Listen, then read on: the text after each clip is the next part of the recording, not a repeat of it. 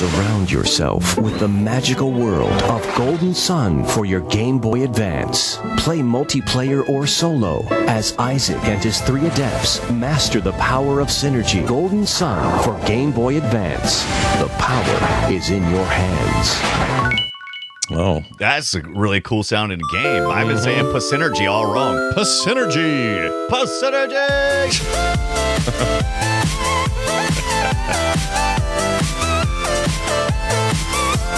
Hello and welcome to Play Retro. That's right, this is Play Retro. We talk about old video games here, and I'm one of your hosts, Scott Johnson. And, you know, I love my GBA. There's no question about that. Yeah. All right? I think it still might be the very peak of Nintendo greatness. Good thing that thing got the Golden Sun games, because that sealed the deal. Come RPG with us and do things differently than the competition. Now, how do I get over this stupid river? You can't. And I'm your other host, Brian Dunaway, and I live in a town where the lava mountain wants to kill us for the alchemy of it all. So it's time to check my Psynergy levels and embark on a journey for Aleph to find some Djinn to enhance my RPGing skills. Random sock puppet slime attack. Yeah. Looks like a sock puppet. Yeah, call upon the powers of earth, wind, and fire like a shining star. Oh. You are my shining star. That was nice. I didn't know we were going to get a little song at the end. That was Earth, nice. Wind, and Fire every time I read it. Yeah. It's like you can't put Earth, Wind, and Fire in a row and not expect you to sing it. I'm going to have to, I'll have to do some Earth, Wind, and Fire. It's just going to. That's the law. Happen. That's the law. All right, if you guys don't know what we're talking about, we will be discussing Golden Sun. In particular, Golden Sun, the first game, and Golden Sun, The Lost Age, which came out just a year later, not even a full year later. There's a story behind that and how they did that so quick, because you might wonder, it's like, isn't that a big, long, thick, really heavy game? It is. Yeah. So how'd they do 2 of them so quick? Well, it may have been one giant, thick game they decided to cut in half. We'll talk all about it. Don't worry. We'll get there. Just like that worm you're fishing with. You got to cut it in half. Cut it in half. 2 fish for the price of 1 worm. Mm-hmm. That's how I look at it. That's a fatty, is what we call it. That's right. Look at that. Here's what we got into this week in Retro before we get to all that, though. I'm excited about this. I haven't done the full comparison review yet. However, the folks at 8-Bit Do. Oh. We like them, right? Yeah, we're fans. Love them. I love them. Yeah, every controller I've ever gotten from them, I've loved. Even the stuff that's like modern and meant for wireless modern PC gaming, I love those. I like their retro stuff right now. Yeah, you're 8-Bit doing every minute that you're here. Mm-hmm. Yeah. So they made this something new. It's called the 8-Bit Do Flip Pad. And last week I talked about the Game Taco. Yeah. And so there's a bit of a rush right now for these companies to get on board with something like this. Their solution's a little bit different. So let me show you. See, is there an example of it on a phone on their site? I don't think there is, which is weird. You'd think they'd show that. You think so, but I already like how this looks. It's a nice look. Yeah, I brought both mine. I brought both the Game Sir one and the new one to show you guys. Oh, whoops. Where'd it go? Sir, did you bring your taco, sir? Can you show me your taco, sir? Oh, I brought the wrong. I have too many electronics. Are you kidding me? No, I have the Game Sir. I have this one, but not the 8-Bit. Yeah, I have the 8-Bit Do. That's the one I have. You didn't have. Oh, okay, but you didn't have the other one last. The other one's upstairs, and I thought I grabbed it. Instead, what I grabbed is microphones. So I don't think you. At this point, I'm starting to doubt you even. You don't even think I really have it. Because last week I didn't really show it either. Yeah. I did show it on Core because I remembered, and then I took it back upstairs. Now I don't have it again, like a dumbass. Okay. But anyway, so this is cool because cool. I'm there. Where's my phone? I need my phone. Here we go. So we can really show this. So the way this one works is it's different in that it's not a taco to like wrap around the thing. The Game Sir thing wraps around, which is good because on the back end you get your trigger buttons, and that feels a little bit more natural to have your trigger buttons there. As you can see in this image, the trigger buttons L1, L2, R2, R1 are up top as buttons. Like a thumb. Yeah, like a regular press button. Yeah, it's like a button you would push just normally, which is fine in a pinch, but it's not optimal, right? It's not the way I would prefer it to be, but because of the design, I can see why they did it. So this is what they did. Instead of this having this be a battery-operated add-on, it plugs into your USB port directly.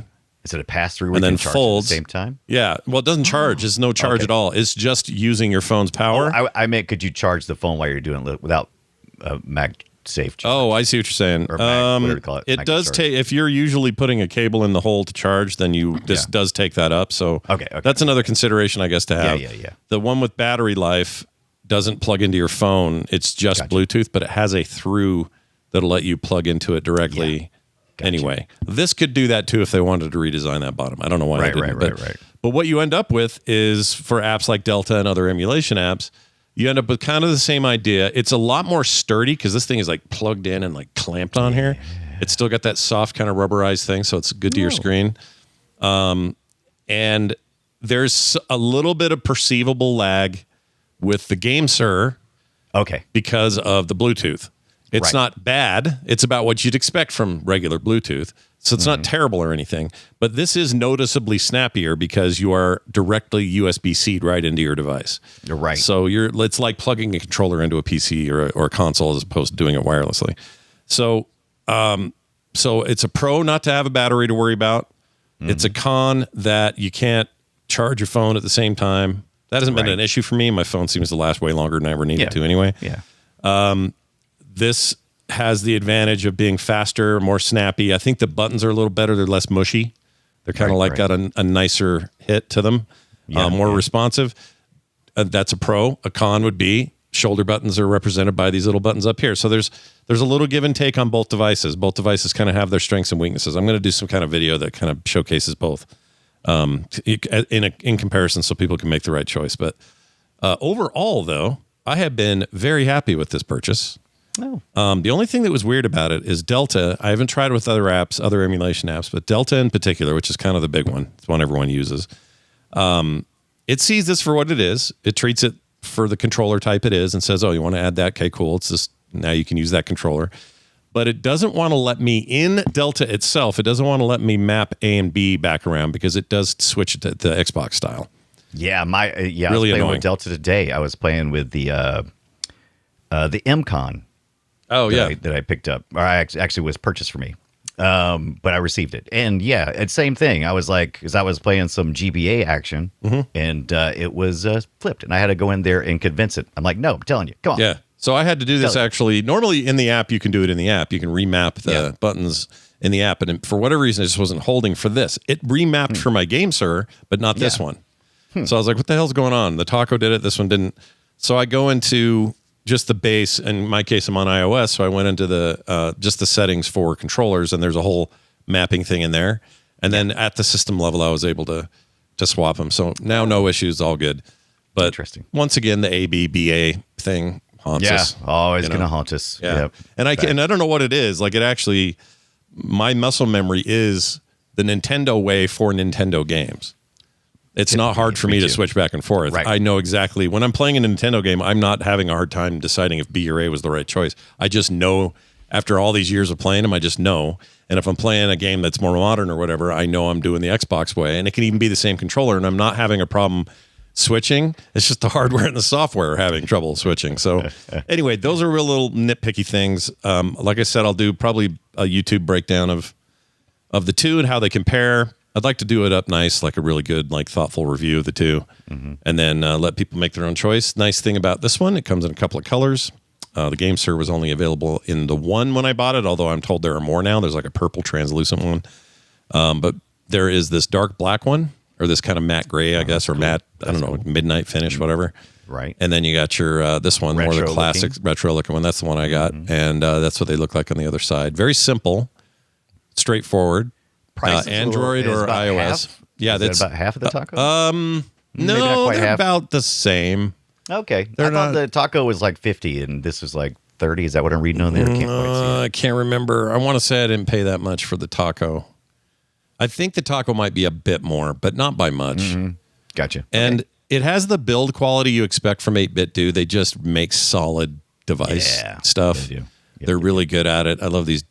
People are playing with their drinks. I was wondering, they're playing. They're drinking something there. What is it? What are they drinking? I don't know what they're up to. It looks like a green mojito or something. Yeah. But if you're looking for a good vertical way to do this without having extra devices in your pocket, this is another one of those, and it works great. And the thing is, I mostly play GBA, Game Boy Color, maybe some Genesis stuff. Anyway, so I don't really use the shoulder buttons for anything. So that is not a deal breaker for me. But if you're somebody out there going, it's all SNES all day, and you're only playing things that use the shoulder buttons, then I guess you're going to have to, you're going to have to make a consideration about that. You got to think about it for a minute. Yeah, but I like it. Thumbs up so far. I'll do a proper review soon and put it on the YouTube channel and everywhere and let you guys know about it. For those who missed the name, it is 8-Bit Do, and it's called Flip Pad. They just started shipping, and 8-Bit Do is only $29.99 on their site. I think that's what I paid on Amazon too. Is about the same, $27 maybe. They have an Amazon store, I believe. They do a lot over there. And I don't know. I have a lot of brand loyalty to 8-Bit Do. I just really like it. I do too. I have yet to receive or use a device that failed on me. But that being said, I also have so many controllers that no one controller gets too much action, and so I use this. I spread the love. I use this 8-Bit Do. This one looks like a circus peanut. And see, that's crazy because that's like one of the cheaper ones. Cheaper one, yep. It's wired, although it's not even, but it doesn't even take a charge. It's just like a wired one, but you plug it in. I got it because I wanted just a good, solid, cheap multiplayer, whatever, and it's been. I love this controller. And these are Hall Effect sticks, so they're like really reliable and accurate and tight. And I don't know, these guys are great. I love them. Yep. They're around for a long time. So anyway, the big battle between the two, well, who knows how that'll go until you see the video. Watch for it coming soon. Brian, what'd you get up to? Hey, Hello Kitty Pez, who's in the chat room right now, sent me a prize. Now, Hello Kitty Pez sent me a Lynx cart a while back that allowed me to load up games on there, so I could do that with my analog pocket, which I thought was very cool. Now, Hello Kitty Pez had talked to me before and said that they had a Model 1 of this Lynx right here, the Atari Lynx. This is the Model 1. Currently, it is non-functional, so they sent it to me to see if I wanted to give some love to it and see if I could get it to load up. So thank you so much, Hello Kitty Pez. How do I know? Not only was it on the outside of the box from Hello Kitty Pez, is trademarked by our good friend in the community. Hello Kitty Pez always sends me a Hello Kitty Pez. Yep. I love this one. Same. I love getting those from her. They're great. Yep. They're always, it's got other stuff here. Got adapters and doohickeys and do-whats. But I'm looking forward to it. I've already looked at a couple of repair kits for this thing, and I look forward to getting this up and running. I think I have 2 carts. I'm trying to remember. I was going to look before which 2 games I have for the Atari Lynx, but we're going to have an Atari month at some point in time. This month is kind of tough because we like to use those. We like it when the month name starts with the thing we're doing. So Amiga August, I think, is what's going on right now. So we got like Amiga love right now. But man, Atari August maybe next year or something. Or something. So we play all kinds of Atari stuff because I get that Atari Jaguar. I've got the Lynx. I also have another thing I want to show you guys next week that Chuck and Amy dropped off while they were down my way. So very nice. A lot of good opportunities. That's right. They were. I forgot they were down there they had to go to Florida for something. And they were driving all through there. Right. We got to meet their dogs, Beauregard and Violet. And got to have a good time. Nice. You ate the dogs, right? That was the thing? I'm just going to have Dr. Tolbert name all my things. Septembari. Oh, I like it. Septembatari. Yeah, I don't know how to say it yet, but I feel it. Septembatari. Yeah, I like it. Dang it, Dr. Tolbert. All right, always coming up with good names. Saturn September's pretty good, though. Yeah. April, that's pretty good, too, Frostbitten Gnome. All right, sorry. My apologies. There's a lot of S's. Super Nintendo in September. Super September. Oh, man. One final thing about mine, just because I got asked while you were talking, and I'll just go ahead and answer it here because it's easy for me to show it. But people are wondering how Adobe Geek in particular asked, how does it shrink the screen automatically? The way these apps work is they have a couple of display modes. One of them is because this orientation that you're seeing here, this screen up top where it says Rebel SP, it's just a skin that I have in that app. But this is making a character in Golden Sun. Right. That's about the ratio of what the GBA screen was back in the day, and the SPs and so on. In the top quarter. Yeah, in that. Or so. Yeah, the upper 2/3 or third or whatever. And then, and so that's what this duplicates. When you put this controller on, I have mine configured so that these background elements go away. Yeah. Actually, sometimes I keep them up because the save, load, and fast forward thing actually work on screen. So if I need, and it's above the fray. Okay. And that's so I just sort of have it covering the bottom. So it's more like that's all you would see right there. And this much would be covered when I put this thing attached to it. But that's how it plays it. Now, these games are also capable, if you turn them on their side, you could play a larger version. Yeah, it would center it and make it larger. And in the GameSir's case, you can use that as a remote control, like play it like a little pad, not connected to the phone. That's one of the downsides of this thing if you want to see it as a downside. But this one obviously needs to be plugged in to receive any signal. So that's not as easy to do. You could do a little dongle. It's not as easy to 8-bit do? Yeah, it's not as easy to 8-bit do. So anyway, that's how that works. I was going to try to send him a picture of this on top of that, but then I realized the thing I would take a picture with is the camera on the phone, and I can't take a picture of the phone with the phone. You need a second phone. I need two phones. Need two phones. So doing it here would be hard. But maybe once I get the Commodore phone in, I can show you. Oh, we got to talk about when is that getting here? Is that what you were talking about for next week?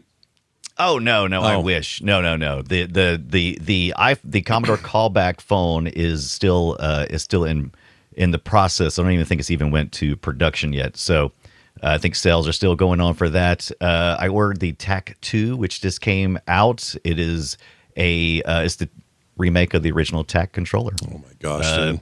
Yeah, so I'm pretty excited about that. Went ahead and pre-ordered one of those, and I got the 64C coming as well. Nice. So Commodore the Chicken Lips has taken all my money. Quick, call Mom. The Chicken Lips has taken all my money. Yep, we know who did it.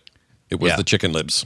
Yeah, they sold like I'm not sure how many they sold on the TAC 2, but what was it like? A lot to look at the numbers. They sold enough that they went back and did something pretty cool.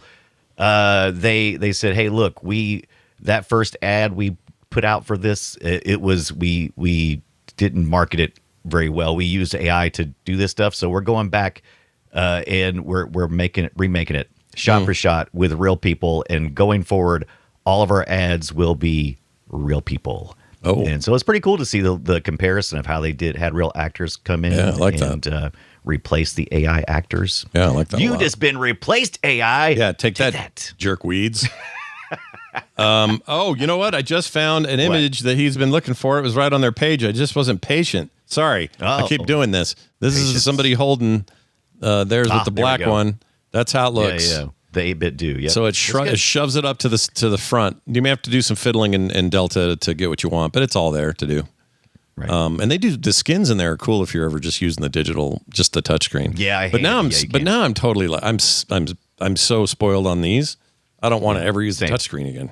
So. Yeah, I hate the touchscreen. It's the worst. There's no feedback. They even created little haptic zaps when you touch stuff. Yeah, it's just not enough. I need edges and crevices. I need the push. It needs to go down. Yeah, the bastards. The bastards. All right, Brian, it's time for us to dig in. We got our main topic all lined up to go. Let's get our sun and make it golden. Here you go. Shall we play a game? Yep, we're going to talk about Golden Sun. And if you haven't heard of Golden Sun, well, poo-poo to you, because Golden Sun is awesome. I hope we're introducing a whole bunch of people to it today, because I think you're going to be happy with us for doing that in your life. I think the numbers will reflect that, because yes, we've sold like about 700,000 copies in the U.S., more than they sold in Japan. Very unusual for did really well here. RPG. Well, plus the GBA was at that time monster hit over here. Like yep. Couldn't have been a bigger deal, but this game. We'll give you the short of it and all of that, but basically this is a game that comes out at the tail end, you could say, of the golden age of JRPGs. There were many before this. Most of them followed a certain kind of Final Fantasy templated way of working, a lot of copied mechanics, not a lot of iteration in any kind of special ways. And this game was an attempt to get away from that, to do something traditional in the JRPG market and appeal to that player base, which is formidable. You don't want to mess with that. You want to try to tap into that, but also do things with the combat, do things with the ability system that maybe were a little unusual in terms of like in most of these games. I'll give you one tiny example. In most of these games that you would play from that era, let's say any of the Final Fantasy pixel games, you don't use your powers outside of combat. Outside of combat, you're either traveling, overworlding, running into random encounters, talking, doing dialogue, having story play out, whatever. That's what you do when you're not in combat. When you're in combat, you have magic points and you have magic abilities, and you spend your points and do standard attacks and all that. That's where and it's all very separated. This game was like, well, what if some of the puzzles in the world and the things you had to do to get through, like that river I mentioned earlier, some of the problems you run into in the game where it seems like you're kind of stuck. What if those abilities were available then to help solve those problems? And that may not sound like a big deal now because that's very common now in most games. Use your abilities any time you kind of want. Maybe they don't have an effect like in World of Warcraft. You can fart off something in town, but it's not really going to do anything because it's not going to hurt people. You're all friendly or whatever. But you can fart it off if you want to. Right. Prior to this, games weren't really letting you do that in these RPGs, and this game let you do that. And it's just one of the things I love about it because it just feels like it's a more complete world that I'm truly in, and it isn't just a series of scenes of combat and then scenes of not combat. It's different than that. Right. And I love that about it. I loved it too. Think of like, this has Psynergy is spelled with a P. The P is silent. Yeah, the Psynergy. The Psynergy you have is kind of your magic abilities, and you get to use those in, like Scott said, in more places than just in combat. So that's, I mean, if you can wield magic, why would you not do it while you're in town? You know? Yeah. If you're, come on. In real life, think about it. If you were a person who had magic, what would you do with that magic? You would whip it out any chance you freaking got and use it and impress the ladies, whatever, man. Yeah. So this is Camelot Software, and if you've ever heard me play the Wario clip, which I couldn't find, where he goes, Camelot, it's because they also did the golf games. They created Wario, right? Wasn't that the deal? Did they? Were they the Wario people? I don't know. I heard that they were the Wario people. They also, like you said, they're known for the Nintendo sports stuff, the Mario Golf. They did so much of that. We've seen them previously, I believe, in episode 131. We covered the Sega Genesis Shining Force series. So we've seen them before, and you may recognize how the staging for the fights, you may go like, oh yeah, that kind of reminds me of the Shining series. So yeah, a little bit. There's some of that DNA in there for sure. The art style is very similar to Mario Golf, the GBA version of Mario Golf, which was called something Tour. Shit, yeah, right. To look it up. But they have an entire RPG game in that. Like this, there's two parts of Mario Golf for the GBA. And it's true of the color as well. That was also, I think, Camelot. But in the new one, or in the newer GBA game, there was just go out and shoot golf. Like, here, let's just do 9 holes and screw around or pick a character and play golf, which is fine. But then there's this whole campaign mode, which is a fully fleshed out, almost Golden Sun level of complexity RPG game. And that's why I always think of these two games at the same time. They use a lot of similar styling. They did this thing back then where these were not sprites drawn in 2D planes. They made what'd you call those back then? Like Blizzard does with StarCraft, pre-renders. Oh, they would do pre-renders of these characters, and then they would chunk them up into these different views of which way they were facing, and then they would make the pixel view of that. It's a whole different thing they were doing back then. Yeah, I'm not even sure that particular part holds up because it's some of what bugged me about playing this at this time was some of that starting to look a little like an old idea. Yeah, do you know what I'm saying? It's hard to explain. Yeah, and you do a lot of dialogue in this game, so sit back. I mean, it's a 100-hour game total between the two games. It takes about 50 hours for the first one, and you do not get to completion in the first one. It is continued on into the second one. Like we said, it was split up. But yeah. Man, you'll be talking to people and they react to everything. So if you're planning on just zipping through the dialogue to get to the action, you will get to the action, but there's going to be a lot of discussion and they're going to repeat themselves sometimes. And there's even a power that one of the characters has that he is able to read people's minds. So he can tell what they mean, even if they're saying one thing. So you got double dialogue. Dialogue. That's too many dialogues. Quite a few. So if you're looking for it's that, one more than you're used to. Let's put it that way. But this is very. It's got the base of a good RPG. Everything that you're used to in RPGs is here, but you've got some added quality of life things like Scott was talking about, the synergy that you get there. But you also, as you go along, and it takes like almost 4 hours or at least 2 hours for me, maybe 4 hours for me, to get to the first, the Djinn. So genies are in this, and you'll kind of collect them like almost like Pokemons. They kind of got like a digital monster Pokemon kind of look to them. Most of them will you just kind of like just join your party. But some you have to fight to get them to join your party. And there's elements in this game, and this is where it starts really standing out from some of the other games out there, even though there's parts of other RPGs too, but not everything together. Yeah. So there's a real mash of about 5 different ideas going on in this game. So you got earth, wind, and fire, and water, I believe it is. So we got different elements, and you'll be finding genies who are specific to each of those elements. Each of your characters in your party is typically of one of those elements, and you can then set those genies. You can set it to a particular character in different ways. I think there's 7 of each. I think there's 7 of each elements, I believe. So a total of like 28 collecting possibilities for the genies. Why is that interesting? Okay, so you apply that, and it buffs out your character. It gives them some abilities maybe they didn't have before as you stack them in that character's slot. But you also can do some class changes too. So if they're of a particular one class, like a water, you can change out and switch in some fire stuff, and suddenly you got a new class. There's this infinite amount of variations to play in this game. So deep. Yeah, there's a ton of that, and that's what they were aiming for. They wanted to separate this from traditional, games and make it something special. And it's weird that when you hear people talk about the heyday, you usually hear Chrono Trigger, you hear Final Fantasy VI, you hear, the big one of the not Dragon Slayer. What do we call it? Dragon's Quest. Dragon Quest games.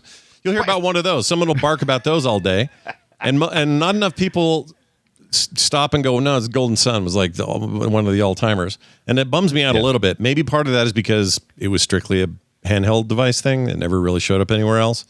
Although now I think Golden Sun, at least the first one's on the Switch 2 service thing. They're both on. Are they both on there? Nintendo Switch Online Extended, I think. Is that what it's called? Expanded. It's the one that allows you to play the Game Boy Advance. Gives you GBA and I think N64 at the same time. N64, I think that's right. Yeah, it's like $4 or $5 a month or something, whatever it is. Yeah, you had to pay for a year in advance or something. I can't remember, but yeah, it's on there. That's how I played part of it this week, as well as playing it on the Mister, because they have the retro achievements. So mission deep on retroachievements.org. Look for me. You've been challenged. You've been challenged. All right. So the other thing I liked about it, and you kind of talked about this, the elements, which in this case they call Venus, Mars, Jupiter, and Mercury. Yeah. That is enough to then make maybe it's not unlimited combination, but there are so many combinations of stuff you can do. Your playthrough can be different every time you do it if you want to. Now it's a 100-hour game. Right. So I don't know if I'd even recommend doing more than one playthrough, but it's there if you want it. Right. And you can go through another play with just a totally different build in mind or whatever. And man, I always imagine, if I was like 14 when this game came out, this is all I do. Yeah. Just play this. The game loop is a lot of fun. It is. So one of the criticisms that I've seen from other people, I'm not a well-versed JRPG or even RPG gamer of this style specifically. I found it a nice dip for me because it all made sense. I didn't feel like I was ever lost. The design, the map design, how you travel, and how it's not linear. They leave you open to kind of go explore in bad ways, but they put up a lot of things that kind of help hey, don't leave this area. It's like, hey, you want to search this area a little bit more. You'll try to leave, and you'll get a bubble that'll go. Yeah, you're not quite sure, but something says stay here and figure something out. Yeah. It's a little handholdy, but that wasn't bad for me because, like I said, I'm not a hardcore, and maybe that's the reason why it doesn't get as mentioned as much. I also think that the name is just forgettable. I've heard from so many people this week. It's like Brian's playing. Yeah, Golden Sun is the most generic Golden name Sun ever. is just Yeah. it's totally forgettable name, but it's a really good gameplay that I was enjoying going back and playing and one more time looping it through. I love the fights because the characters look so cool and the locations look so neat. It's like, oh, I actually want to be in that location. How do I get into that room that's in here? Well, you can't because that's just a painting. Yeah, there's nothing in there. Yeah, you gotta. But there's also like objects that there's a little bit of Metroidvania in it. It's kind of maybe not the best example, but like you saw earlier when a big turd rock fell in front of this kid and he can't get past it. Well, stuff will happen where you can, and I'm not going to give stuff away, but there are mechanical puzzles in the game that require your powers sometimes just logical thinking. They're really creative and well done. And I feel like they're consistent is the other thing. There's no huge jumps or spikes in difficulty. They stay pretty reasonable throughout most of the game. Yeah, I didn't get all the way.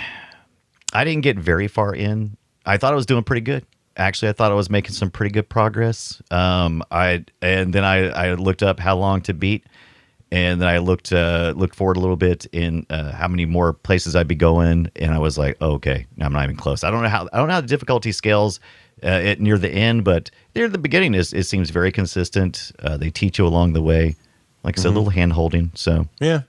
They want you to have fun. And I think I appreciate that about the game. Camelot is a gameplay first kind of organization. Yes. And I've always really liked their stuff. We should give a basic of the story too. Isaac and Garrett is these two dudes. They live in Vail. You play as Isaac primarily, right? Yeah. You live in Vail, Colorado. Just kidding. It's not Vail, Colorado. It's called Vail, but it's a village beneath Mount Aleph.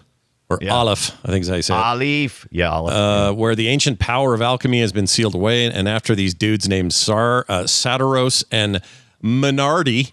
That sounds like a wine to me. It does too. Or some kind of wine cooler, maybe. Yep. Get a Sadaros and Menardi. They steal those four elements that we mentioned earlier. They're named after planets. And they kidnap Jenna and Scholar Creighton. You always got to have an old fart named Creighton. Yep. And then you got to go out and stop them. So that's your team to start with. And, along the way, other things happen. We don't have to get into the details. I want people to play it on their own. I think the story is delightful and easy to follow and interesting and also compelling. I like it. It sounds like a million tropes, and it is. Yes. But so are all these games. I mean, come on. Yes. But that doesn't bother me. Just about every RPG I've ever played, I'm like, oh, okay, here we go. You got to wake up, right? You got to wake up. You got to get ready. You're going to forget some things. You're going to be told you forgot some things. Mm-hmm. And then you got to get out there. Some tragic thing happens. And then the young people have to set out on an adventure at a very, at their coming of age. Their delicate age. And so then they have to go out and make hard decisions. But the most important thing is random encounters. Yeah, and you'll just if you hate random encounters, I have some bad news. There are a lot of them, and I'm not brutal. A big fan of them either. But it's also a staple of the era, so I'm not going to be that critical of it. But if you're thinking, well, like Final Fantasy of the time, is there going to be some grinding so I can take on harder bosses and dungeons and stuff? And the answer is yes. There's some of that. If you're feeling underpowered, one of the answers is to get out there and fight, and then get more stuff, get more levels. You got to grind. Yeah, you got to grind. Yeah. There's some grinding. It doesn't bother me typically. Random encounters when I'm traveling from town to town. It's like, oh, you must go north to do this. I'm like that. I expect to have adventures on my travels. Yeah, it's when I'm trying to solve environmental puzzles, which this game lets you do, right? Like, and so you usually use your Psynergy to move objects, and those objects at first, they kept telling me, oh, you're going to move objects with your mind. You're going to use the Psynergy, and I was like, okay, cool. And I kept trying to move stuff, and finally I realized, oh, they're going to be very heavy-handed about this. You'll know right away. This is not really a spoiler. I'm gonna keep a little bit of frustration from you. Okay. You're not gonna be able to move anything until you get to an area where there's like lines around certain objects. Now it becomes less so later on, but early on, just look for things that are like in a dotted area that's got like a dotted line around it. That's a good idea. I can move that. Yeah. But yeah, the puzzles are I love the puzzle work as long as I wasn't trying to resolve a puzzle element with random encounters. That that gets frustrating. Yeah, that's not fun. I don't love like when you're in a space and you're just trying to move from one place to the other, back and forth, trying to see if the thing you did worked or not. And then bam, there's another fight in a room that shouldn't have had anyone in it. I'm solving puzzles right now. Yeah, I'm busy doing stuff. I mean, again, a common frustration with games like this. Yeah. But there are enough new elements here and enough changes to the way those basic systems work that I just found it, and to this day, I just find it refreshing compared to the pantheon of games that came before it. I really liked. I liked whenever you play an RPG. This is RPG 101 for Brian. I've had to learn these things in the last 5 years because I never really played any RPGs growing up, and I've just been learning them. First thing is, don't bother fiddling when you first start. Just attack. If you're in a fight, attack. That's what the game usually expects you to do, and that's what you do. Yeah, early on, you use a lot of physical attacks. Later, you build up more magic, more abilities, and you can start doing that stuff.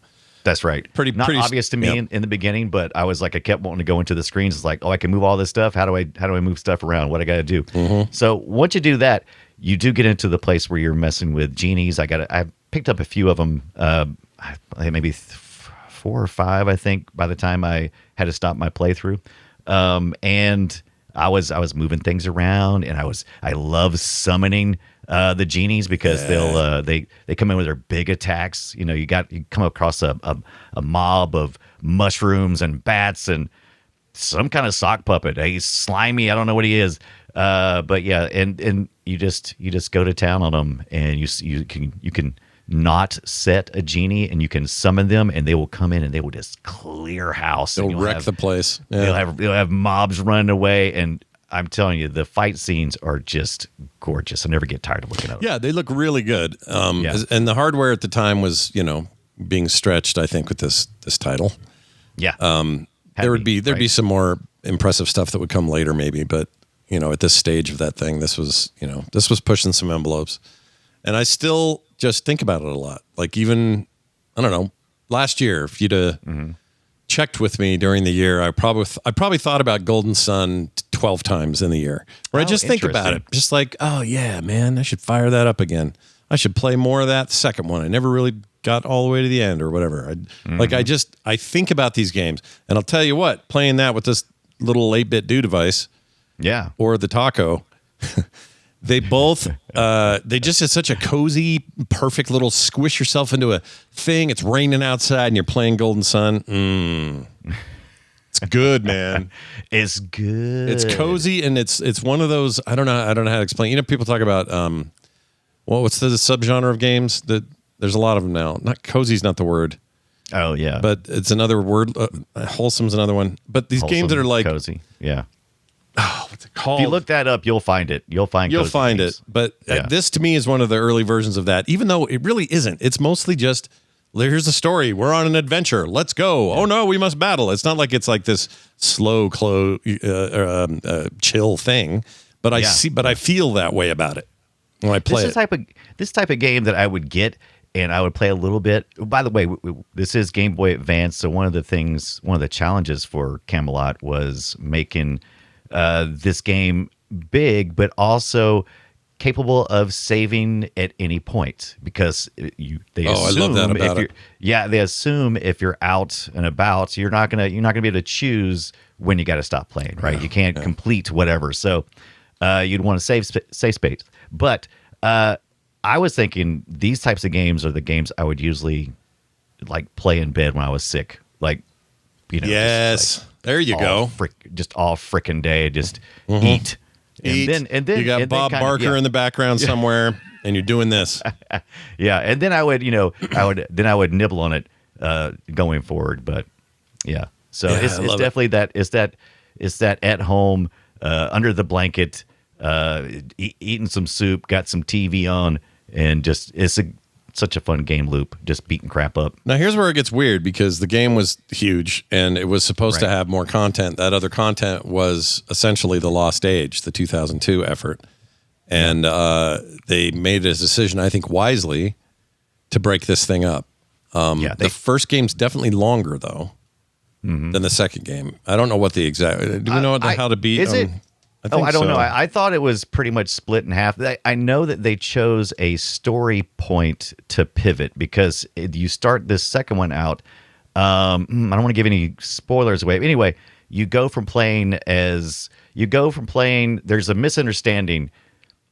The bad guys in the first one are now the people that you understand that you got to help. So there's no real true evil or good or bad. It's just different motivations for getting to a point. So you'll switch sides essentially. You're playing the other characters on the other side. You are right, though. It's about 10 hours more content in the second one. I had it the other way around, but basically they split it for that reason. Wait, the Lost Age was the second one. Right. Dark Dawn was the DS one. Yeah, and that one, I don't think that one has that doesn't deal with this particular storyline. That's like it's a whole other thing, yeah. Yeah. But it's longer than the first game, shorter than the second game. Just for perspective. But Right. Yeah, so they're same just mechanics. This got the same mechanics. It's got a little tighter on the graphics, I would say. A little better. They may have been some improvements. I thought when I was playing it, I felt like some of the sprites felt larger, maybe. It felt like there was a few graphical things. I couldn't quite place my finger on it. But there's a couple of new genies you can pick up. So you're gonna still have some more gameplay. But if you've done the first, you can continue to play basically for the most part like you did the first time. You just got to have a little mental switch of what's your motivation. And you know what? You can bring in, you have a link cable. You can bring in your previous characters or your previous saves. Yeah, so you have some story connections and all that stuff. Yep. Which at the time also felt kind of new. Nobody was really doing that. Yeah, it's kind of cool. A lot of games do it now, but good reward. Yeah, you're right about this. It's like the camera zoomed in or something. Yeah, I couldn't quite like a tighter shot. I can't explain it. Yeah, but it's essentially the same look though. So yeah, you're not going to get anything too crazy or different. This is the one that I didn't play nearly enough of. I think I just sort of had my fill with Lost Age or with with the first game. So when Lost Age came around a year later, I was like, whoa, I'm still not done with this first one. I don't think I'm touching that yet. And so I never really got around to it other than I've started and stopped it, I don't know, half a dozen times in my life.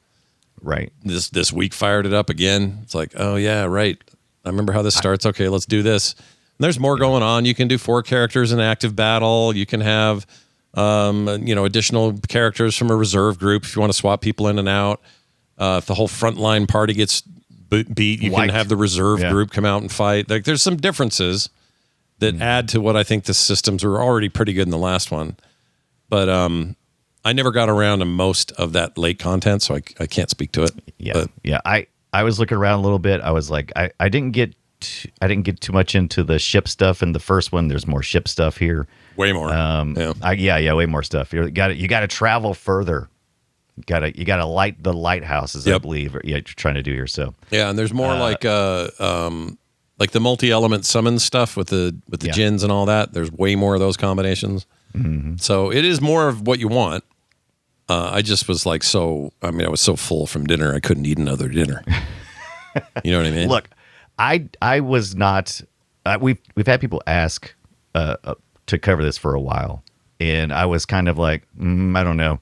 Seemed like it's going to be a lot to eat, and it was. It is, and but I still was able to enjoy it. So even if you don't think you have the 100 hours to invest into it, you can still have a good time. And I think I done maybe like 8 hours this week.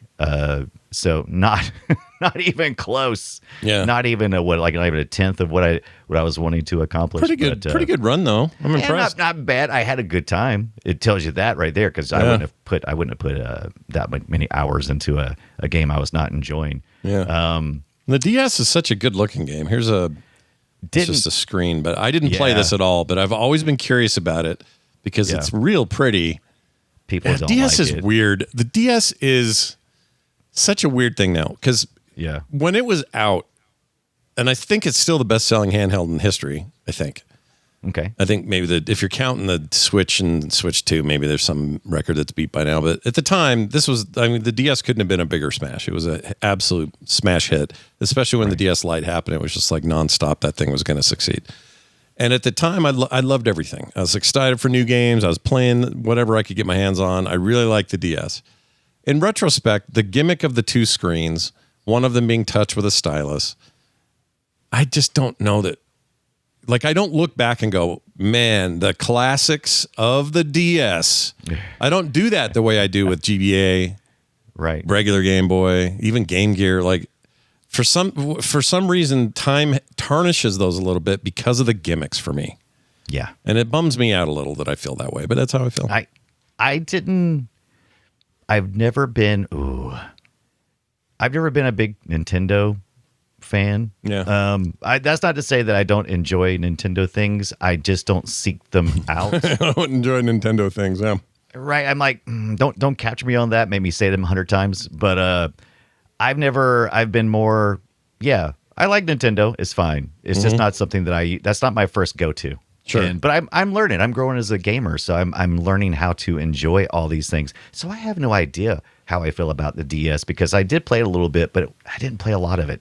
So I don't have much of an opinion on that. You went pretty hard on the like PSP at the time, right? You're a big PSP. Yeah, I was more of a PSP. I've always been kind of a Sony, Xbox kind of Sega, yeah, PC, 8-bit computer, Commodore 64. Because you're edgy, man. You're edgy. I don't know. Yeah. I think my generation especially got hit hard with Nintendo's for kids. And so it's just kind of like, it probably worked. Yeah. It probably worked on my simple brain. Sure. No, and it's not. It's not for just kids. It's absolutely, it's legend. It's a pillar. Yeah, it's a pillar of the device, for sure. Yeah, the DS1 had less of an impact. I looked up the speed run record for Golden Sun. I like to do this once in a while for the games we cover. And How do you do that? The GBA original Golden Sun, the current record, all-time worldwide record for completion with no glitches, no cheats, just a straight run. 3 hours, 19 minutes, 48 seconds. And that was just 11 months ago. This one is actively being attacked all the time. How do you even do that? Because I even was at some points I lost my save, and so I had to start over again. And I wasn't too far when I lost his first save, and I was using the fast forward feature, which allows you to just I was just spamming the okay, I heard the dialogue, let's move on, and had the fast forward button on. And it probably still took me an hour just to get back to where I was at. So I don't complete the whole thing. Yeah, it's a beast. I don't know how they did it. You know how speedrunners, they make no sense to me. I don't get how they work. But even just 27 days ago, a guy got the bronze for this. A guy in America named Zeta Data 656.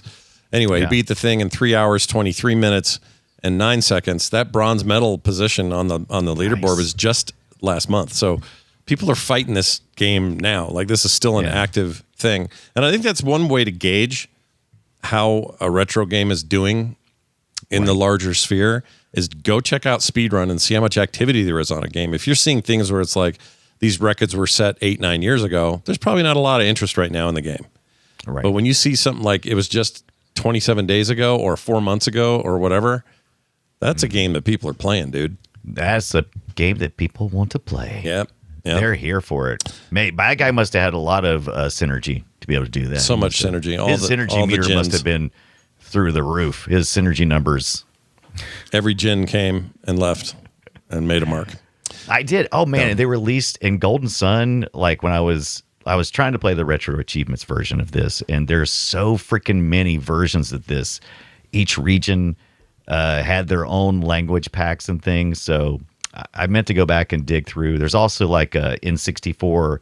No, was it N64? That's not right. They had talked about Camelot did the N64 Mario Golf game. I don't know if they did anything else on there. Was there a prototype for something else? I can't. There's a great interview on Smupulations, which is a great little website I like to go to and read cool interviews. And there's one for Golden Sun. It is actually a developer interview from 2001 that was in the Nintendo Dream magazine and then was translated and posted on smupulations.com. So oh wow, it's a really good read.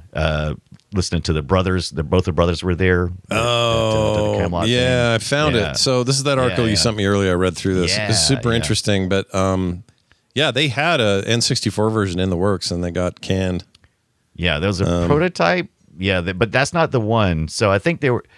I think there's 2 stories going around that maybe they were working on another game, but then there was a prototype for this later on. They were still considering it. Maybe I'm not sure. Yeah, I'm trying to find. There was talk on Reddit of some like screenshots, but yeah, the video that was up is now down. No, they must have heard. Yeah, that's a shame. Yeah. I think it's funny the person that commented first on this article, his name is Garrett, and the character you play is Garrett. Oh, yeah, Garrett. Obviously a lover of the game, right? Yeah, must be. Or it's just his real name and happens to be him. So, did you see that DS version where it's 30 years in the future and they had to like age Garrett? Yeah, he's like, you want to see mustache. Him? Look at him right He's here. So weird looking. This is the guy. Yeah, look at that. Yep. Look at that mustache. That is fan-freaking-tastic. Looks like he's going to reach around to his wife and go, yeah. What'd you brush your teeth with? He's got a real. You guys didn't hear our pre-show. You got to seek that out. Yeah. Go look for Magnum PI toothpaste. Yeah, close up Magnum PI or Tom Selleck. It's disgusting. It's terrible. It's really awful. I'm mad at them still for what they've done. All right. Well, there's your game. It is really, really cool, you guys. And if you want to play something like it today, here are a couple of recommendations. There is a game that I would give retroactively at least second place, if not first, in 2023. The problem is it comes out the same year as Baldur's Gate 3. It's a hard game to compete with. But Sea of Stars is so good, and it owes a lot to a lot of games. I would argue that it's more akin to like Chrono Trigger than it is almost anything else. But it is there are some similarities to the way Sea of Stars works. That game rules. It's so good. You should get that game. It goes on sale a lot. It's cheap anyway. Let's see if I can bring it up. I have it right here. Yeah, there it is. Sea of Stars. They currently call it Sunset Edition. I think that just means this is their final patch for it. They'll still support it, but it's they're done developing it and they're working on a new game now. But came out in 2023. Absolutely banger of one of these. Yeah, let me look at some of these shots. I mean, that just looks. I mean, it's a love letter to the era. It's a love letter to games like Golden Sun. It's its own thing too. Mm-hmm. One of the most colorful games I've played in years. It's just it's a wonderful freaking game. Look at that overworld action too, man. Look at that. Yeah, and the reviews used to be overwhelmingly positive. They're a little lower now because because it's now Sunset Edition, meaning they're not going to do more with it. Which a bunch of people went, I'm going to go leave a review about. I wish they were doing more. But it was basically perfectly reviewed, and I would not. There's very few games of this type I would recommend more in a modern sense than this one. It's so good. Can't wait to see whatever these guys do next, which we don't know yet what that is. Stoked. Yeah, they're great. Love them. Yeah. The other one would be the Golden Sun TLA 20th Century mod. Tell us what we know about this. How's this work? So this is an anniversary mod for 20 years. When it was at this is 2001. So 2021 they released this. This is on itch.io. Is it Jack Kirk? Is that Jack Kick? I can't tell. Anyway, yes. Look for the 20th anniversary. It's just some quality of life improvements. So Felix now starts the adventure with Trimmer. Jenna now starts with utility synergy, which is important because when you're first starting and you're like, these other characters have synergy, and you can deplete your synergy. It automatically rebuilds, but it can be frustrating sometimes if you're trying to get through an area and Jenna not having any. It can be an issue. Mm-hmm. So there's a bunch of little quality of life things that make the game a little more enjoyable. How do they get away with that stuff and not have Nintendo down their throat? I'm pretty sure this is probably an after mod, meaning that it kind of wraps around the original game. So they may have not taken anything from the actual game itself. That's usually how you would do it. It's just like you're going through. Where's your ROM at? You got a ROM? We're not giving you the ROM. We're not giving you that. But if you pass through here, hey, good looking. hey.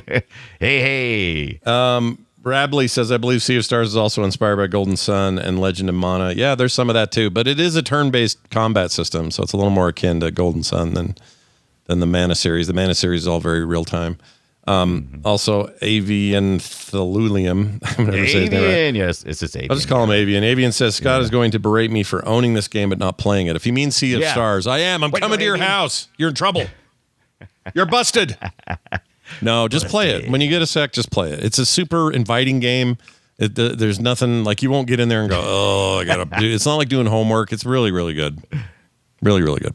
Yeah. All right. Let's get to our game we made. We made a game? We did. What did we call it? This. This is just a guess.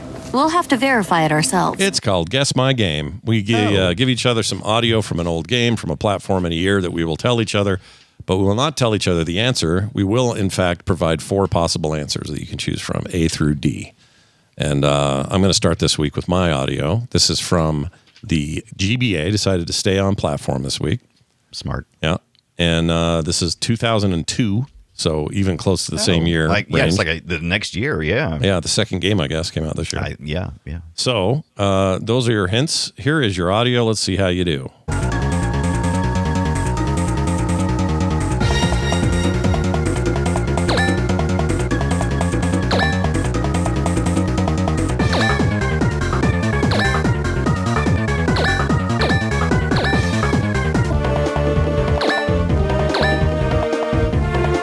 You get the idea. It goes like that.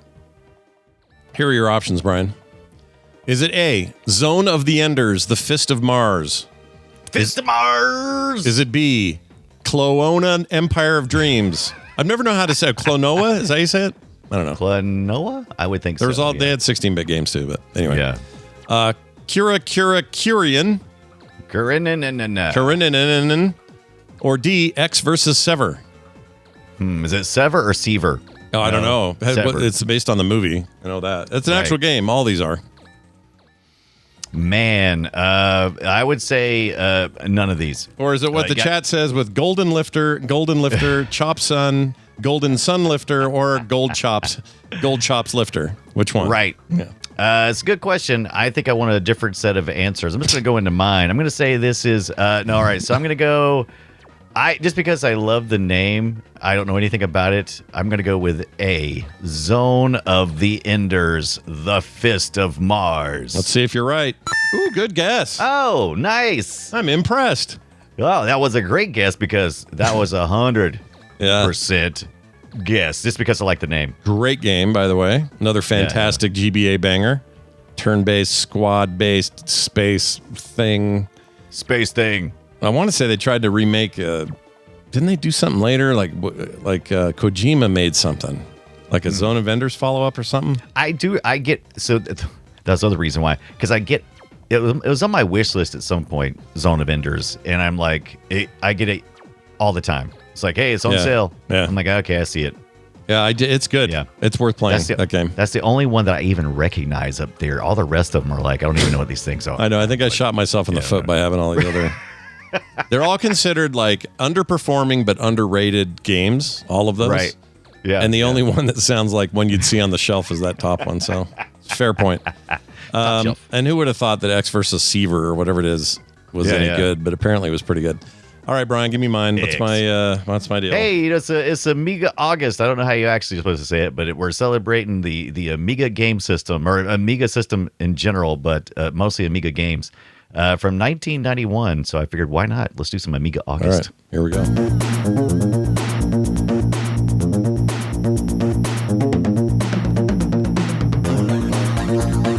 Ooh, this is a vibe. I like this. Yeah.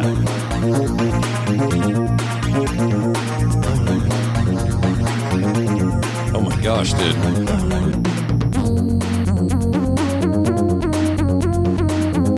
Man, Amiga music was cool, dude. Ah, so good. All right, this is going to be hard, though. I have no Amiga knowledge of any kind, so let's see. I thought it sounded pretty much like, it's kung fu essentially. It's got some fighting type of. So I just went with all of those types of games. All right, so here we go. Is it A, First Samurai, B, Last Ninja 3, C, Shadow Dancer, or D, Blade Warrior? Oh my gosh, dude. It could be every one of these and none of these. Yeah. I made it too hard. I realized, because at first I was like, oh, well, this is obviously, of a certain type. I mean, like, it'd be so easy to guess. And I was like, no way will I find 3 other 1991 games released for the Amiga that this would sound like it's from. Guess what? Found them. All right, you know what I'm going to do? Because I'm so bad at it, I'm not going to get this one if I don't do something. I'm going to use, I have a thing to let me put in, hold on, 4. Okay, it's going to roll It's like Oh, basically it's a dice roll. It's basically All a right. 4-sided dice. All right, do it. So here we go, and this is going to All right, determine. here we go. So I would count 1, 2, 3, 4, A, B, C, D. So if it's 2, it'd be B or whatever. Okay, so here we go. All right, time to roll it. All right, that's a 3, so that would be C. So that'd be Shadow Dancer. I mean, that's as good as any guess I was going to make. So Shadow Dancer, the computer says Shadow Dancer. That's a really good guess. I like Shadow Dancer, and it kind of has a similar vibe, but it is B. Last Ninja 3. Damn it. Yeah. Last Ninja 3, isn't that that's a cartoon or something too, isn't it? I believe they did do some Last Ninja stuff, didn't they? Or maybe a Am I movie? remember that incorrectly. Am I not? Is that? I thought it was an anime. Is it not? I know, I Maybe. can't There's remember. something in my head with that. I don't know what. Maybe any of Is you that- guys or in the is that chat a might know. movie? Are we thinking about the old, an old VHS movie? I don't know. That sounds right. Let's That just sounds real like quick right. here. For some Last reason. Ninja 3. But we need to cover the Last Ninja series at some point. I love those games, especially Published by the first System one. The first 3 one's for so stupid. Commodore, Amiga, Atari ST. Yeah, this Last Ninja. I think we're these thinking are, of a- These are well regarded. People like these. Oh yeah, Last Ninjas are. I love Last Ninja. I don't know a thing about them. I'd love to try them. yeah, though. we need to. Yeah, we need to. Cover Oh, the these. arms, dude. The graphics. Here, look at this. Yeah. And look at this, you guys. You pulling up the first one? Yeah, Oh, look at that one's that. the Amiga one. Yeah, there you go. Look at that. this. Look at this ninja down here. Yeah, they're looking at you like, hey, dude, what's going on, buddy? I like it.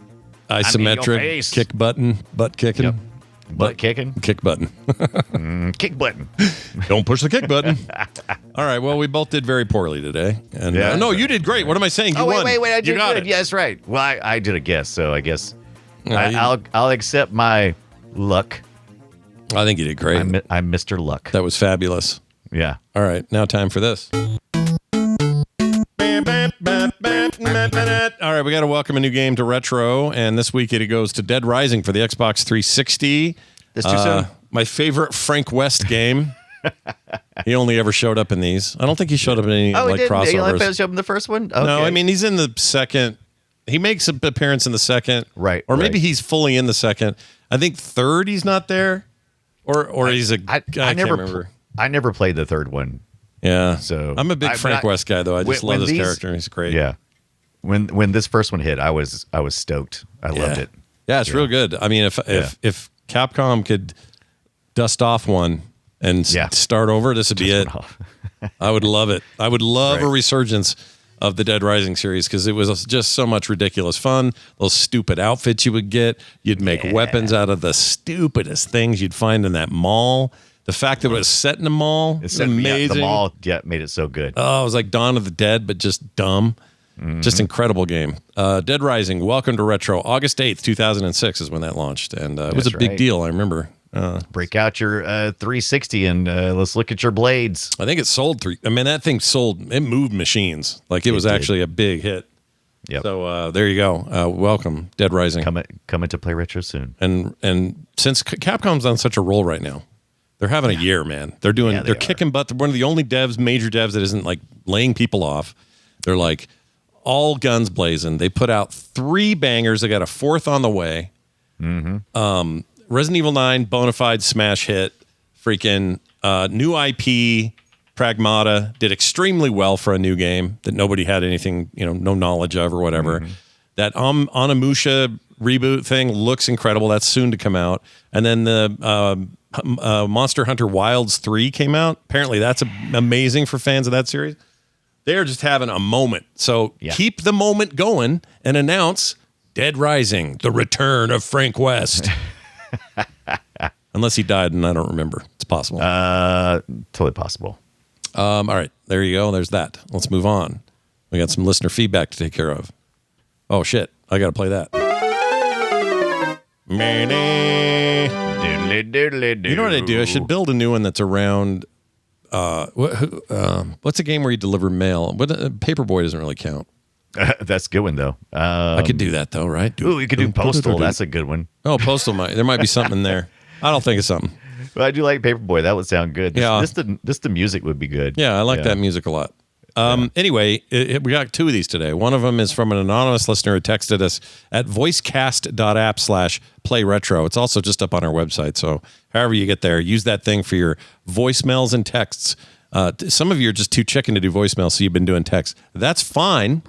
But if you want your voice heard, we can do that too. Anyway, Anonymous says, in your discussion of Halloween games, Brian tried to remember a game that he thought was called Shut Up or My Mouth Will Scream. Do you remember this the other day or a couple weeks ago? I do remember that. Yeah, like I guess it was last week or week before like maybe. That. Yeah. Shut up or my mouth will scream. I think that's it. Nailed it. He says he's probably thinking of, quote, I have no mouth and I must scream. That's it. The point-and-click adventure game based on the short story, which you should also read, he says. Yeah. I've never even heard of that. Yeah, we got it. We almost covered it back in our full motion February, but I thought probably better at Halloween. So yeah, that sounds great. Yeah. I'll do it. Let's do it. Yeah, I think we should do it. Okay. I have not read the short story because I was saving it for the show. I'm excited. Well, anonymous listener, it's a great idea, and we're doing it. Good job. And I kind of like your name better though. Shut up or my you did like stop or my mom will shoot is what you did there. Yeah. I did. It was misfiring that day, but I got there, didn't I? I arrived. I was a little disheveled, but that movie's bad, right? The shut up or my mom will shoot thing, or don't. Well, you know how I have a problem with saying things are bad. Yeah. I don't think like an apple can be bad. Like if you bite into an apple and it's rotten to the core, that's a bad apple. But there's typically good things. There's good things about the apple, or I see what you're saying. Yeah, there's maybe redeeming qualities to a film that you might not find in a bad apple. Right. So I don't know. It's hard for me to say. And plus, it's so many things go into consideration. It's like, what was the budget? What was their intention? Why was a golden girl playing the mother of Sylvester Stallone? Like a lot of questions. Exactly. Like it's like, hey, we're gonna make. I want to do this script I read. I thought it was pretty hilarious. How much money should we spend on it? And they go like $50,000, and then you get a $50,000 movie. You should not be surprised when you get a $50,000 movie. Sometimes though, you get one that's even better, and you're like, whoa. Yeah, like they spent, I think, $700,000 or something less than that for, maybe even way less than that for this Obsession movie that did so well this year. Yeah, and it's made almost $1 billion freaking dollars worldwide. Like sometimes you outperform, and your investment was hella good. So. Mm-hmm. What am I, a teenager in 2004? What am I? I'm being all retro now. It is hella good. Hella good. Anyway, got one here from Shazbot. Ooh, Shazbot. Yeah, we know that reference. Or Colleen Orson. That's right. He says, hey guys, are you a little surprised, by the way, that they've never tried to rebirth that series? How would you? I mean, even before Robin Williams died, though. Like before he died even, I always thought they're going to try to bring that back or animate it or something. You know? They did animate it. Did they? Was there a show? I remember there was a Happy Days. It was like a Happy Days Power Hour Mork and Mindy kind of thing, I think. Really? Of some sort. Yeah. You know, Pam Dauber's still married to Mark Harmon. Like 40 years they've been married. Yeah. Good for them, man. Yeah, good for them. They've kept it real private, too. He just goes off to work and does his NCIS Alabama or whatever it is he's doing, and then that doesn't exist, does it? There's no NCIS Alabama. I don't think. I don't. There it is. Not. What? Morkman versus Orkman, the episode from Mork and Mindy. Look, here's a screen grab. Yeah. I forgot this. I didn't forget. I just didn't know. Yeah. And they had an alien dog. What is that? Yeah. You don't remember that? Yeah. Shit. We need to. Well, it's not good fodder for Watch Retro because it's when it's already making fun of itself. It's hard to. It's hard. Yeah. But look at his little plunger feet on the dog. Yep. It's a pretty good rendition of his face back then. It's not bad. And the guy was okay who did the voice work, if I remember correctly. Oh, it wasn't him? He didn't do his own? Okay. All right. I mean, look, we're fans of the show, the original show. Although it should have never worked. It was a shark jumping spinoff of Happy Days. There's aliens in Happy Days is what it was. It's so stupid. It's such a testament to how amazing Robin Williams was that they were like, we did not expect this storyline to be this fantastic, and they just like, yeah, okay, well, guess who's getting a spinoff? And then Tonda says, did he ever show up on Scooby-Doo? I don't know. Oh, they crossed that shit over? Because it feels Hanna-Barbera-ish, doesn't it? This whole thing? The way that was illustrated, absolutely like the same, like studio houses. Ooh, that makes me want a game. Look at this pixel version of Mork. Oh, yeah. What is that on? I don't even know. I just found it randomly. It feels like a Commodore 64 game. If I've ever Somebody seen one. somebody sells these at cons. It's like a sticker, but I don't know what the reference is. A if sticker there is button. one. Okay. I want that. There wasn't a Mork and Mindy video game, right? I am not aware of any Mork and Mindy video game, but if they had one, the huge library of the Commodore 64 would be the place you'd probably find it. How about this action figure? Do I have that one? That's terrible. It doesn't even look like him, dude. Well, that one's kind of ed up, but I have one, and he's got a big backpack and a pull string, and he goes, it's terrible. I love it. Oh my gosh. I'll have to bust that one. Bust that one out. Look at this one. You can get the egg. Did you have this one? No, I never had I had this one. Yeah, with the egg orc ship and the egg. Yeah, and this was a radio. Actually, yes, picked up AM radio. No way. Yeah. All right. I feel like I've learned a few some things. other things. I had so much Mork and Mindy stuff. I was a huge Mork and Mindy fan. I mean, this is not a shock for me to hear this about you. Yeah. At all. This explains so much. I was going to read something from Shazbot. Oh yeah, should we do that? We read their name and then we went on a 5-minute exploration. That's how this goes. Have we done that whole? Hold on, I do have to show you this. Mork and Mindy, 6-7. 6-7 scene. Yeah, somebody found a scene, an actual scene from the show. See if I can find it. Is he glitching out? He glitched out a lot. Where is it? No, it's these two guys.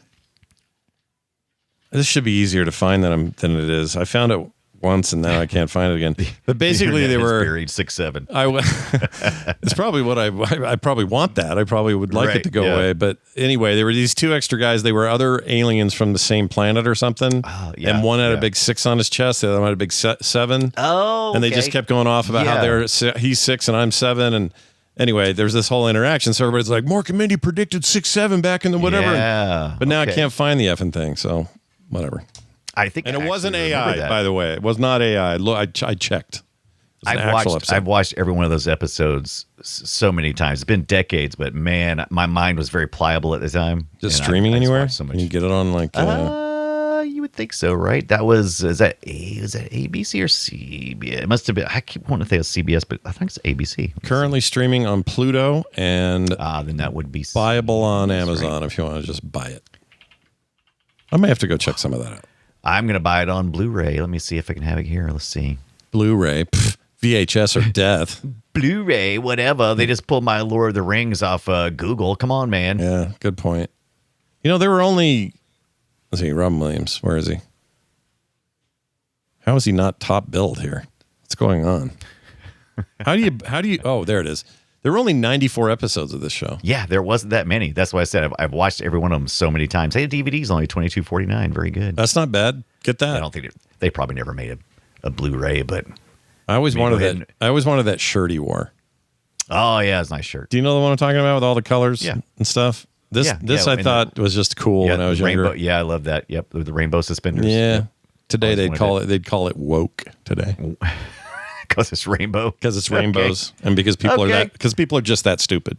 Yeah, so they would just say it because they don't. That's what they do. Yeah. All right. Shazbot actually said something. He says, "Hey guys, I grew up in a small town and was limited to what PC games I could find at a local Alco. I've never heard of Alco. Is that a store chain? Yeah. No, it's not a chain. It's isn't that the local? What do they call it? I don't know. Isn't that short for something, or was it an Alco? I don't know. I've never heard of it. He capitalized it, so I assume maybe it is. So yeah, it must be be a proper thing. Maybe I just always heard it and assumed it was something. Welcome to Alco. Proper name. Okay, all right. Anyway, he says, due to this, I spent most of my time playing whatever old games they would stock. One of my favorite games growing up was Total Distortion. It probably doesn't hold up, but I wanted to ask if you guys had ever played it, asked Shazbot. I have not. Unfamiliar with Total Distortion. Total Annihilation. With Total Annihilation. I remember that, but I don't recognize this, but this is 95 is all get out. Look at this. This is right up Brian's butt. Look at this thing. Pop Rocket. Okay. Oh, wait, they made it with the Macromedia director, you say. I'm in 100. Anyone doing this somewhere?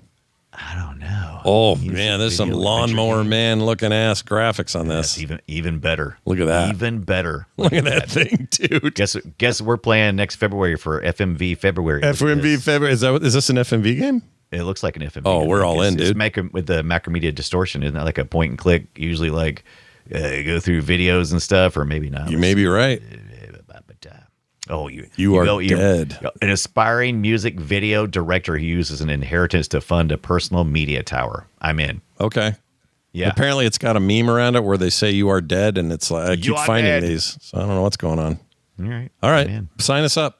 That's next February. Watch for it. Full motion February 2027. Going to be a big deal. As long as FMV, which I think it is. Well, that would have to be, right, for us to do it.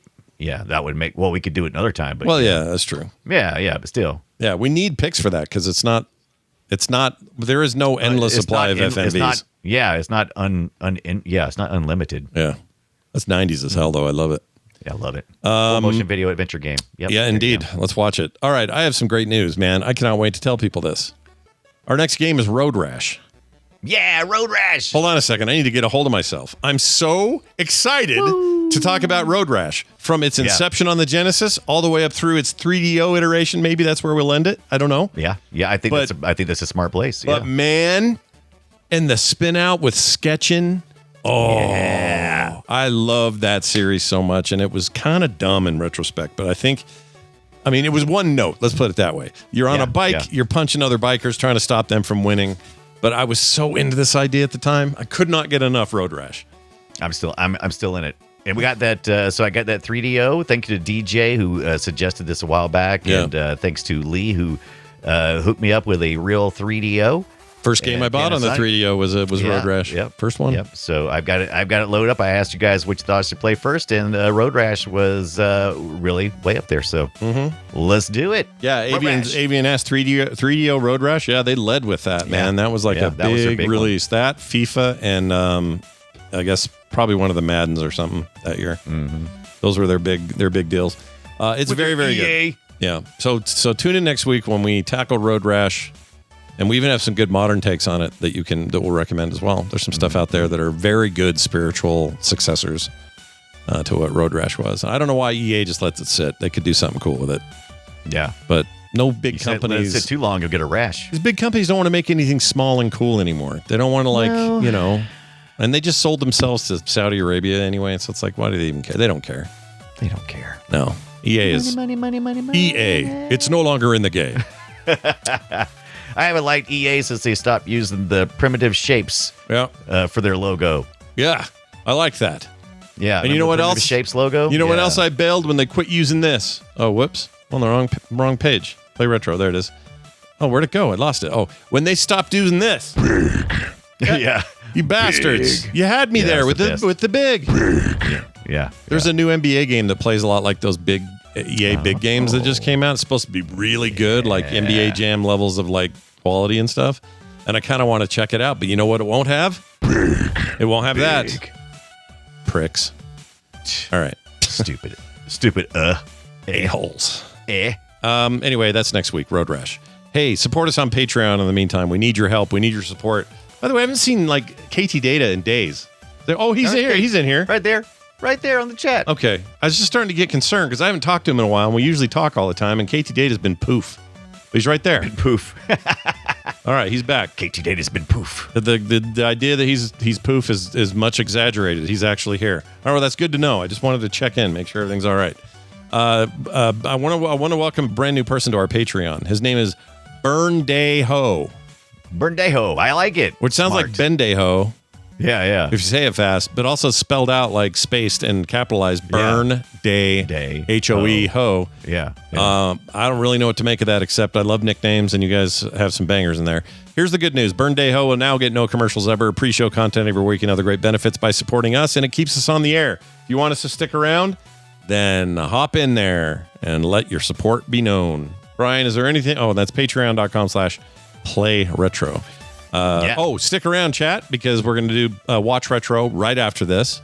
Patrons will get that in perpetuity. If you're here live, you'll get to watch us record it live on Twitch. The YouTube people go, you're out.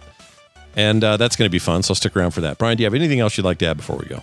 Yeah, 8-Bit Computer Club. Do it on Fridays. YouTube, Brian Dunaway. Look for the 8-Bit Computer Club. We had a real good one this past week. Talked about 8-bit controllers. We played a little bit of The Hobbit for the Commodore 64. Check it out. Nice. We need some more. Retro. Love it. You can never have enough. So go get some. Between now and then, everybody play something retro.